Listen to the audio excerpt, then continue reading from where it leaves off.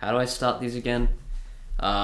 Hey, it's me, Timid Snake, and I'm coming at you with a video that is not exactly an update video, but kind of just a random collections of thoughts that I had in the past month. This is a format of video that I'm not sure is gonna stick. Let me know if it's a good idea to keep doing these. Definitely not every month, but maybe like a few times a year when I have a bunch of opinions that I want to let you know about. The main reason I wanted to do it this time is because I genuinely wasn't expecting my last video to blow up as much as it did. I mean, I say blow up when it got like 700 views. So, I mean, okay, to be fair, for an account with 10 subscribers at the time, that is pretty impressive. I just wanted to thank everyone who watched that video.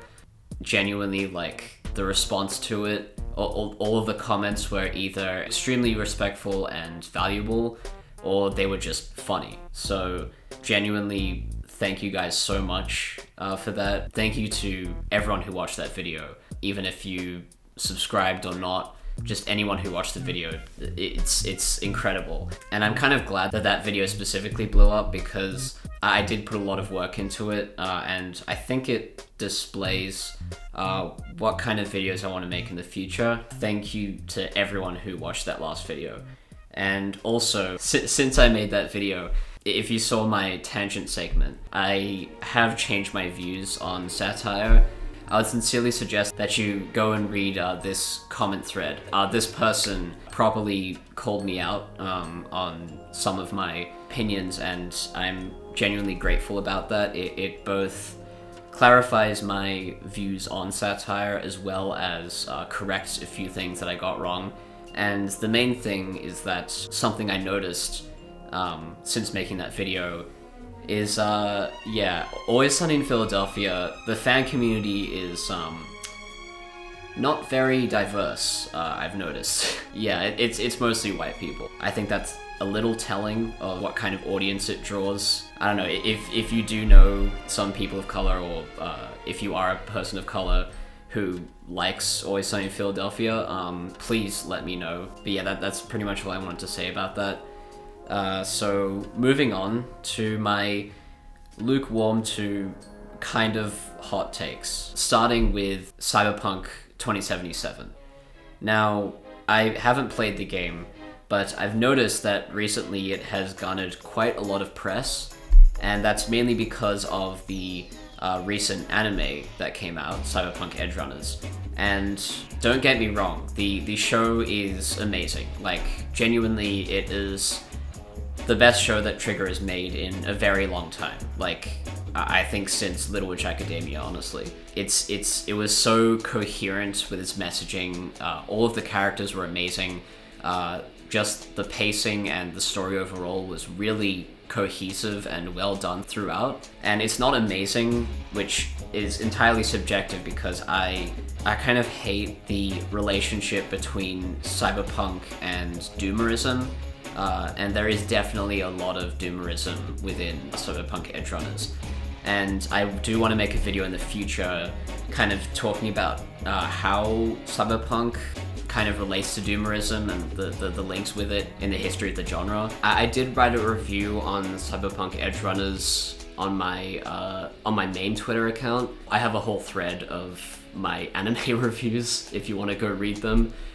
Some of them are a little cringy because I wrote them like 2 or 3 years ago, but I think some of them hold up pretty well. So yeah, that was my shameless Twitter plug right there.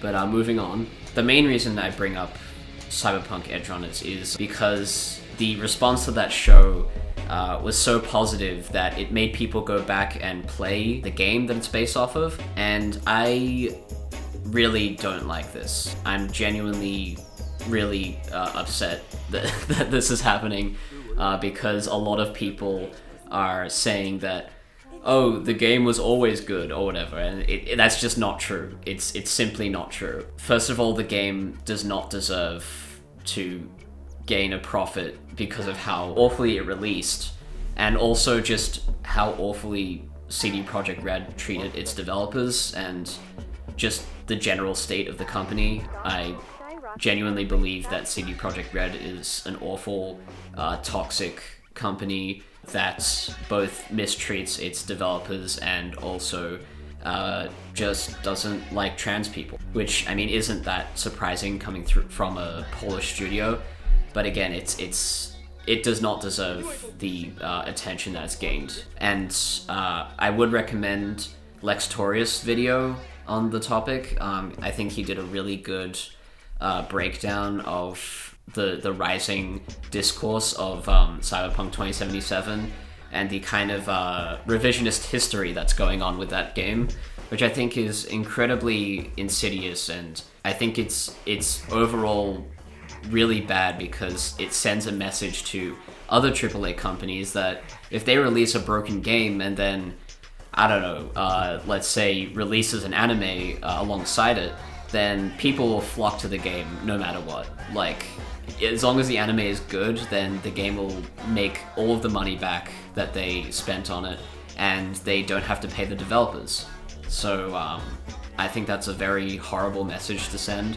And yeah, so, and also I just want to say on the topic of the game actually being good or whatever, that's also simply not true. The game is broken not only in its performance, but also just structurally and thematically. It just doesn't make sense for it to be a Cyberpunk game. And I would definitely recommend Sophie from Mars' video on the game, which she made pretty close after it released. And it's a really good breakdown of how it fails as a Cyberpunk game and how its views are generally outdated and significantly outperformed by indie games that are just generally better with writing and world building.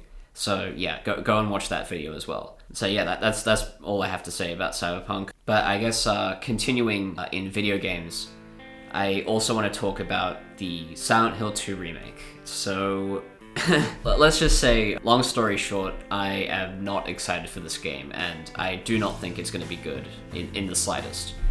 I do not trust Konami or Team Blooper to do this masterpiece of a game justice. Just from what I've seen of Blooper, from the games that they've made and from people talking about them, they're not going to make a good remake. I'm sorry. They cannot handle subtlety in the slightest, and that's pretty much what made Silent Hill 2 good. Even just looking at the mirror scene, which a lot of people have already pointed out is not good, but it's not just because James was supposedly looking at the player or, I don't know, the good lighting, but it was because throughout the entire scene there was no discernible emotion. The entire thing was strange from beginning to end. It was meant to unsettle you and, I guess, prepare you for how strange and off-putting the game would be from then on. And it also just sets up James as an unreliable narrator and someone that you can't fully trust. And the ambiguity of that scene is a lot creepier than looking at someone be sad in a mirror. And another scene that I also want to bring up is the noose scene. The face of James in the remake looks like someone pretending to be sad and not someone who's genuinely depressed. And I would know it just sets up the remake to be overacted and not subtle in the slightest. And yeah, I don't expect much from this. You can also see that in the recast of James. I genuinely think Guy Seehee is the only voice of James, and you really can't separate the voice from James as a character, because he so perfectly instilled that sense of uncertainty while also being somewhat gentle in a way. Like, James felt like someone that was a good person, but as you get to know him, he becomes more deranged and kind of untrustworthy, and that comes through amazingly in the performances. And the same goes for every voice actor in Silent Hill 2, the original. They were so amazing at what they did. And I think, like, even just like the fact that the voice actor of Mary, while she was reading the lines of the final monologue, she genuinely cried while recording it, and that's the take that they used. That's why I want you to live for yourself now. Do what's best for you, James. James, you made me happy. I also want to say, like, even though they did bring the art director from the original game to work on it, an art director is not responsible for the entire game. I think the reason Silent Hill 2 exists is because of Team Silent, and if you separate them, then you can't get that same feeling again. And I have seen on Twitter a lot of people kind of just insulting the artist, just saying that he had a less significant role than he did, because that's plainly not true. Like, everyone in Team Silent added so much to the game, and without one of them, the game would not be what it is. I don't want to discredit the artist, but the art director, but at the same time, I don't think he's enough to save this game. There is something that I heard from, I'm not sure exactly what it was. I believe it was a late night gaming stream. I can't remember exactly, but basically he said that the identity of Silent Hill 2 with the PlayStation 2 are inextricably linked, and I'm inclined to agree with that. And before you say, like, you're just being nostalgic, the remake will be infinitely better than the original, and it will actually be playable. First off, I just want to say, I played this game for the first time last year, so I have zero nostalgia for this game. And when I did play it, I don't think the gameplay was boring or unplayable. I think it was a genuinely great experience, and ironically, I did play it through an emulator on the PC, which is because getting a physical copy of the game is virtually impossible now, which is another reason that I kind of hate this remake. And that's because you know that Konami will attempt to erase any traces of the original Silent Hill 2 once they release this remake. Like, you already know that that's going to happen, just like Rockstar did with the GTA trilogy. Like, that's just an inevitable occurrence, and I think that they really never cared to preserve the legacy of the original game. Meanwhile, they're trying to make this remake in an attempt to reconnect the audience. And I do think it is a net positive that the Silent Hill universe will be introduced to a new generation of gamers. I just wish that it wasn't with an inferior version of the game. If they had just, I don't know, released a port of the original game with maybe some improved textures and stuff, like an official port, I think that would have been fine. But also, you could just pirate it. Like, seriously, just go and pirate it. Honestly, like, if you haven't played the game yet and you're waiting for the remake, just don't. Just pirate the original. Honestly, Konami is a shit company that doesn't deserve any money. And even though the new Silent Hill game kind of looks okay, I'm not sure if I'm going to play it until, I don't know, someone respectable that I enjoy watching says something good about it. And I guess that perfectly leads into a remake that I actually am excited for, and that's the Resident Evil 4 remake. Now, there are several reasons that I'm excited for the Resident Evil 4 remake. The first one is that it's being made by Capcom, a company that actually cares about the quality of their games. And they've really just been on a hot streak for game releases recently. Pretty much every Resident Evil title has been extremely amazing. Devil May Cry 5, which I played even though I haven't played a single Devil May Cry game before. And after I did play it, I actually have gone back and played the originals. I haven't finished all of them, but I am getting through them. The second reason is that this remake isn't going to replace the original. The original Resident Evil 4 is extremely accessible, like accessible to the point of absurdity, honestly. It's available on virtually any console you can think of. If you don't like the remake, you can just go play the original. And the original is still definitely worth playing. While it is outdated in some respects, it's still an amazing game. And from what I've seen of the tone that they're going for in this remake, I do think that it is almost necessary to go back and play the original, because it's going to be such a different experience, at least from what I've seen. But also, I'm really happy about the character redesigns. I think that the villagers genuinely look actually intimidating now, instead of just being Spanish. And I'm extremely excited for this, because even though I don't have my hands on the game yet, I know that it's going to be just as stressful and intense as the first time that I played Resident Evil 4. And that is something that I did not think that they could achieve with this remake, because Resident Evil 4 is especially special. That's okay, I'm just gonna go with that.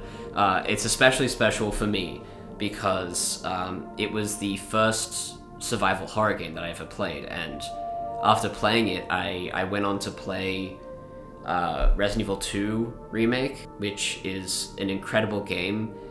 When I got it, I literally beat it 4 times in a row, like consecutively.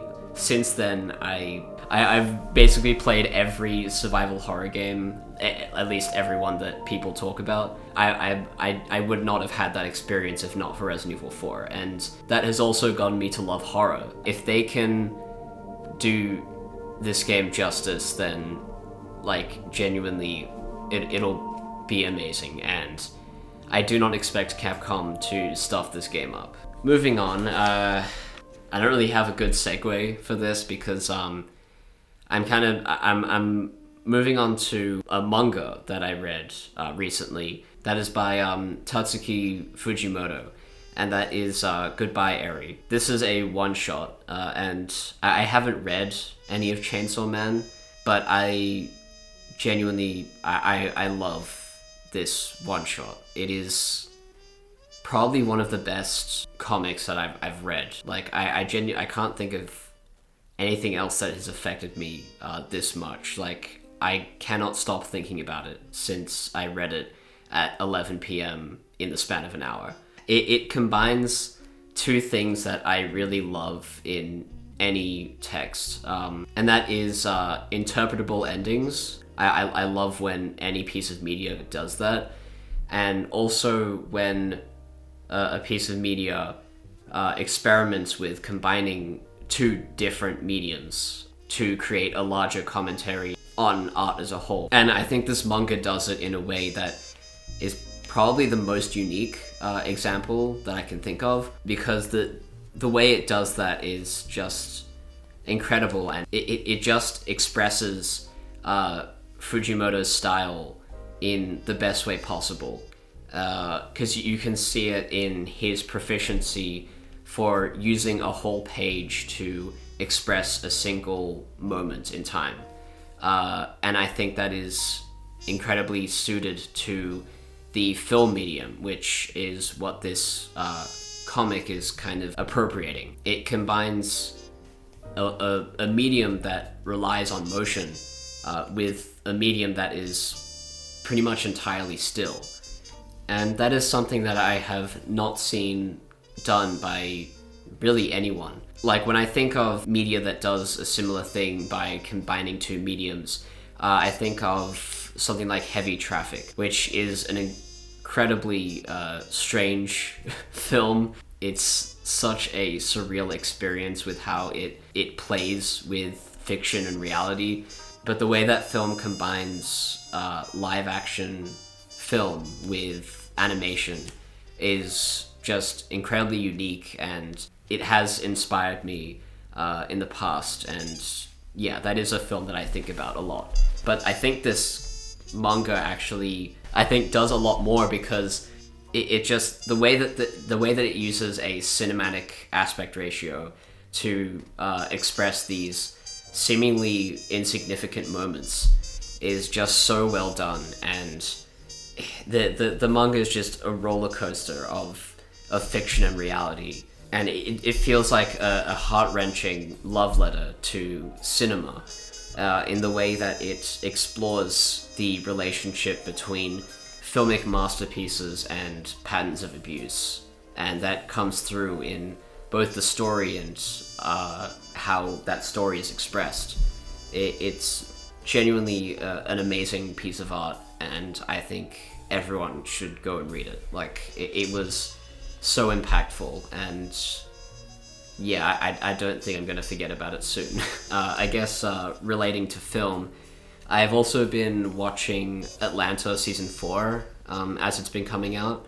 I love the show. Every season has been incredible, and it seems like with each passing season, it becomes more and more deranged. Like, genuinely, I have not seen a single TV show that is this experimental and this surreal. Like, even just the first episode of the season starts with the two main characters getting lost in the back rooms. And the fact that they managed to combine that with actually developing their characters while also kind of reintroducing them in a way, like their relationship, because in season 3, they kind of steered away from the main cast for a while. A lot of season 3 was a bunch of unrelated stories about, I guess, background characters, you could say.